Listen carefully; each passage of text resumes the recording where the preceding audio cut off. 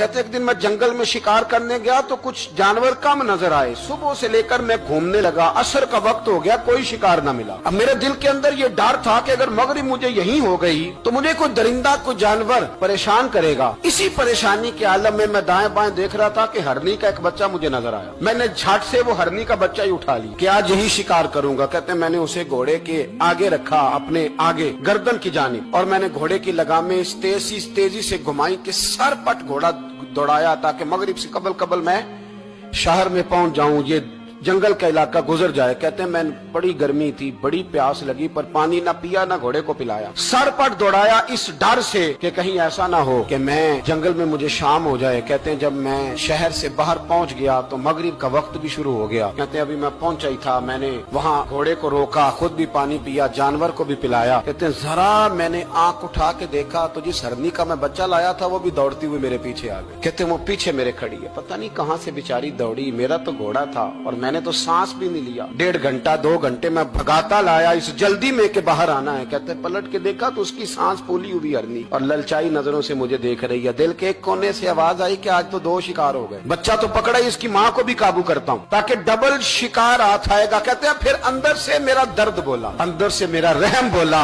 एक माँ अपना बच्चा लेने आई और इस तरह तो उसे तकलीफ नहीं दी जा सकती कि उसे ब्लैकमेल करके माँ को भी रख लिया जाए। कहते हैं जब मैंने उस हरनी की तरफ देखा तो उसकी नजरों में सवाल था, उसकी नजरों के अंदर सवाल था, कुछ मांग रही थी। कहते मैंने उस बच्चे की पुश्त पर हाथ फेरा, फिर मैंने बच्चा छोड़ दिया। कहते उसने पहले बच्चे को बाजुओं में लिया, फिर अपनी जुबान से अपना बच्चा चाटने लगी। कहते हैं फिर वो जब जंगल की तरफ जाने लगी तो एक दफा उसने मेरी तरफ देखा, दूसरी दफा उसने आसमान की तरफ देखा। जिंदगी में मुझे इतना सुकून कभी नहीं आया था जितना आज आया। कहते मैं घर गया, इशा की नमाज पढ़ी, बावुजू मैं बिस्तर पे लेट गया।